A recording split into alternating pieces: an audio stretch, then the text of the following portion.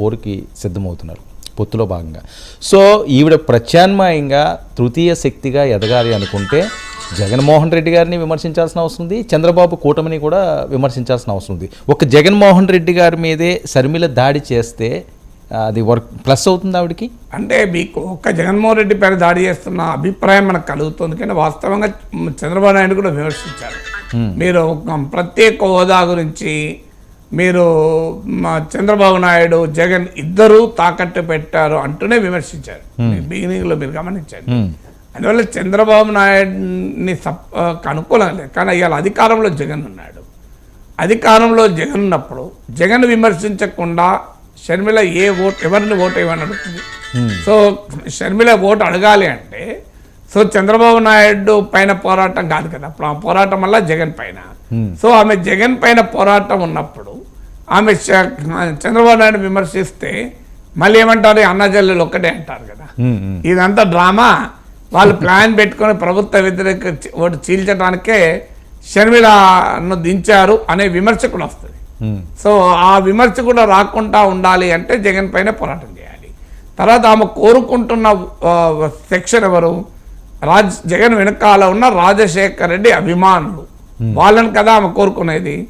వాళ్ళు రావాలి అంటే జగన్ విమర్శించాలి తప్ప టార్గెట్ ఎవరిని పెడతారు. అందువల్ల చంద్రబాబు నాయుడును విమర్శించలేదని కాదు, ఆమె జగన్ వ్యతిరేక రాజకీయ శిబిరంలో స్థానం కోరుకుంటోంది కనుక జగన్తోనే కుమ్ముక్కై ప్రభుత్వ వ్యతిరేక ఓటు చీల్చడానికి షర్మిల వచ్చారన్న విమర్శ రాకూడదు కనుక ఆ జగన్ వెనకాల ఉన్న రాజశేఖర్ రెడ్డి అభిమానుల్ని జగన్కు మధ్య డిస్కనెక్ట్ తెచ్చి లాభపడాలనుకుంటోంది కనుక ఆమె జగన్మోహన్ రెడ్డి పైన ప్రధాన అటాక్ పెడుతోంది. ఆ చంద్రబాబు నాయుడును విమర్శించడం అనే అంశాన్ని ఇప్పటికీ ఆమెకు ఎజెండాలో ఇమీడియట్గా లేదు. సో మీకు గమనిస్తే రేవంత్ రెడ్డి నా ఇంటర్వ్యూలో చెప్పాడు, మీరు బీజేపీని ఎందుకు విమర్శిస్తలేరని అడిగాను.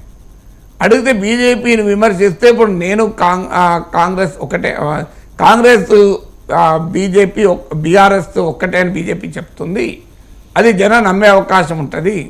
బీజేపీ ఇప్పుడు నాకు శత్రువు కాదు కదా, ఇప్పుడు శత్రువు కేసీఆర్ కదా, కేసీఆర్ను ఓడించాలి కనుక నేను కేసీఆర్ పైన కాన్సన్ట్రేట్ చేస్తా, బీజేపీ గురించి ఎందుకు మాట్లాడుతా అన్నాడు. పార్లమెంట్ ఎన్నికలకు వచ్చే వరకు బీజేపీ గురించి మాట్లాడతారు. చూడండి మీరు, పార్లమెంట్ ఎన్నికలకు వచ్చేవారు కేసీఆర్ని పట్టించుకోరు, బీజేపీ పైన పెడతారు అటాక్.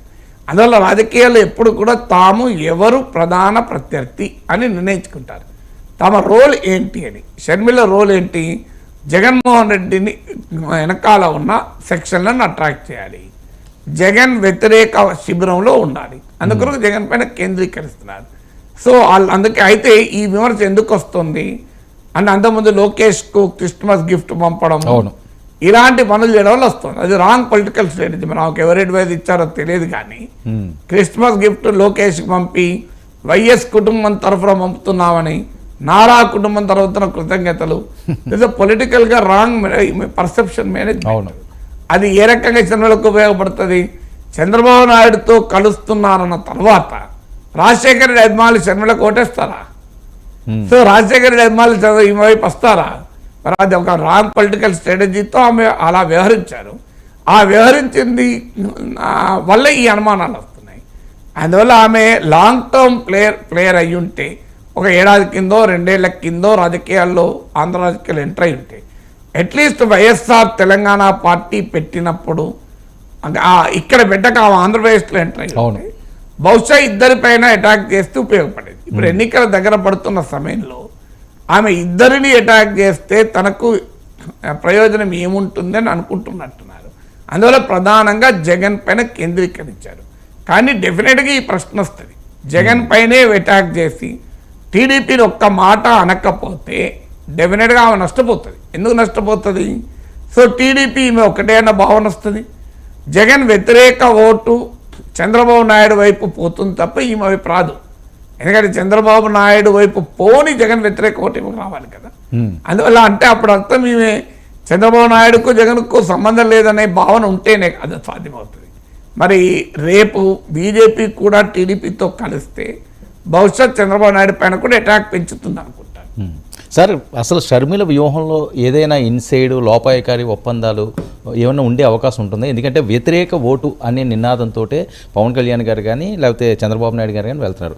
జగన్ వ్యతిరేక ఓటును మేము చీల్చాం, అందుకనే మేము పొత్తులు పెట్టుకుంటున్నాం, ఖచ్చితంగా అతను దిగిపోవాల్సిన అవసరం ఉందని చెప్పి.